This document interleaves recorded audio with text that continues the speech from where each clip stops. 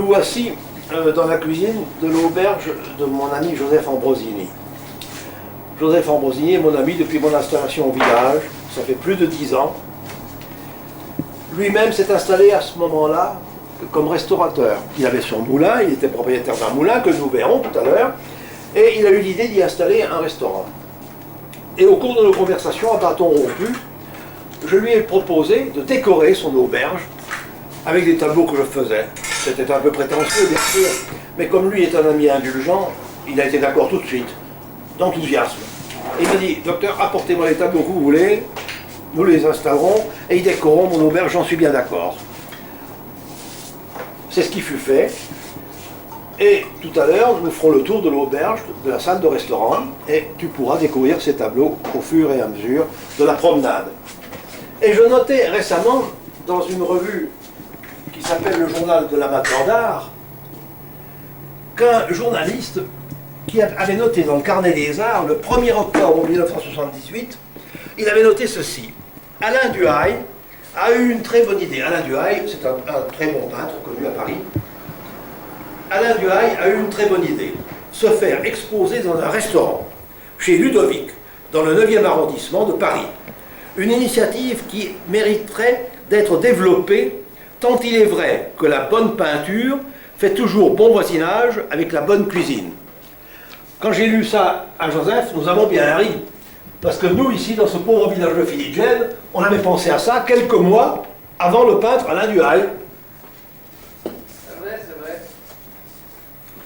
Alors, cette exposition permanente, cette décoration, si tu préfères, est donc là depuis 10 ans, a enrichi au fur et à mesure de mes peintures, et ça a eu un certain succès, enfin, ça Joseph t'en parlera tout à l'heure lui-même, mais j'en veux pour preuve un extrait d'un article qui est paru dans Corse Matin du 26 mai 81, il y a 6 ans.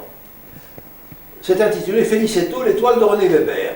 Ceux qui viennent au Moulino de Joe Ambrosini, l'espace d'un repas, ne peuvent pas ne pas remarquer les belles toiles accrochées tout autour de la grande salle, là où tu te trouves. Et beaucoup d'amateurs cherchent à en acquérir, les trouvant très belles. Le docteur René Weber, Felicettois d'adoption, habitant cette commune depuis de longues années, est un amoureux des paysages qui l'entourent et il tente et réussit très bien à reproduire l'éclatante beauté dans ses toiles dont les couleurs merveilleuses captent le regard. Mais René Weber ne vend pas ses toiles et c'est bien dommage, car il est incontestablement un excellent ambassadeur de Felicetto et apporterait à ce beau village de Balagne plus d'admirateurs encore. La maison de Kerk, c'est une des plus anciennes maisons du village. Elle est juste devant, en face de l'auteur. Le matin, lorsqu'il se réveille, il voit la maison de Kerk. Voilà.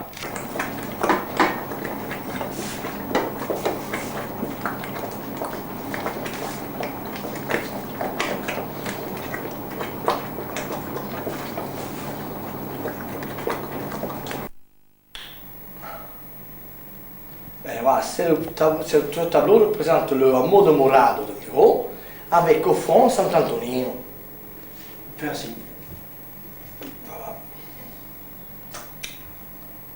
Voilà. Ah, ici c'est le quartier du Pau, la maison de Francisco. Des 3 maisons. Allez.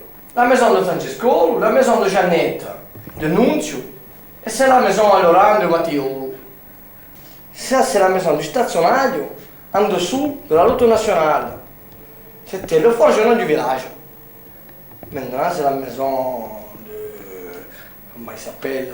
De Ferrapiti.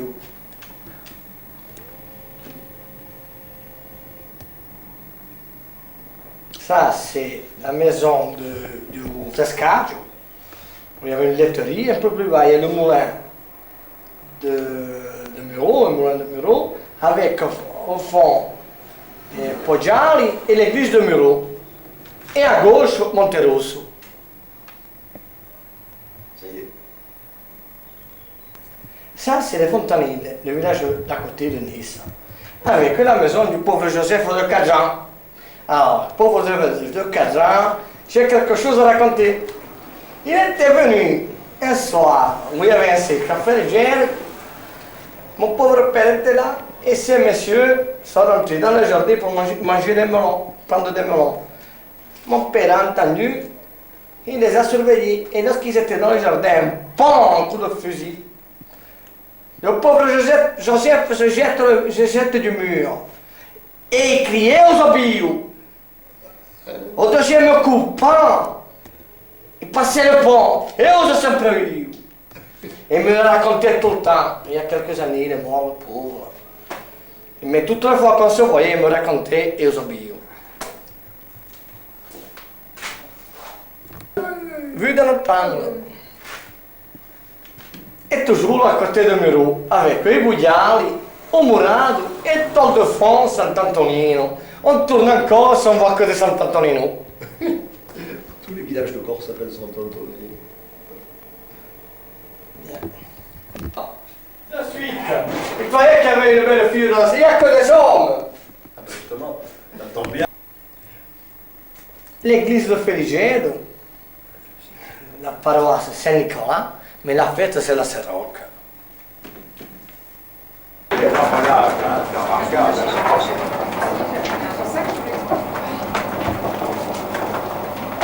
Joseph dans ses heures. Faut le voir au moulin, Joseph. Hein? Oui. Toujours Muro, avec le hameau de Poggiali et en vent Murado. La chapelle s'appelle comment? La chapelle de Saint-Antoine.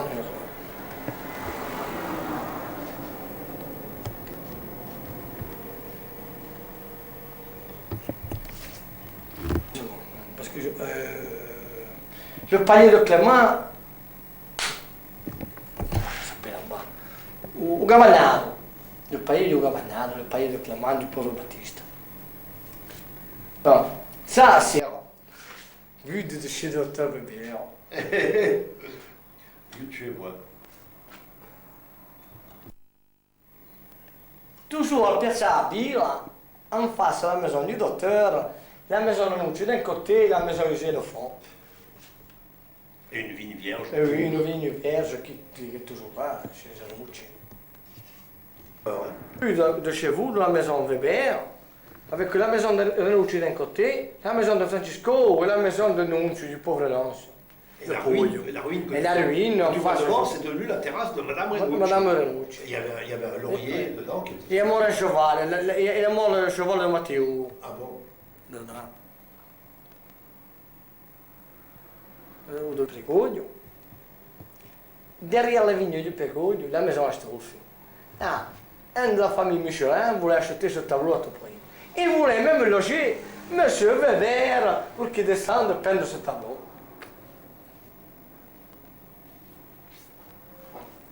Nous, voilà à San Cesario. D'un côté, la Via d'Oro, de l'autre côté, la Piaggia de Regino. Avec sa chapelle de Sant'Antoine, San Cesario et le Camposanto de Caterina.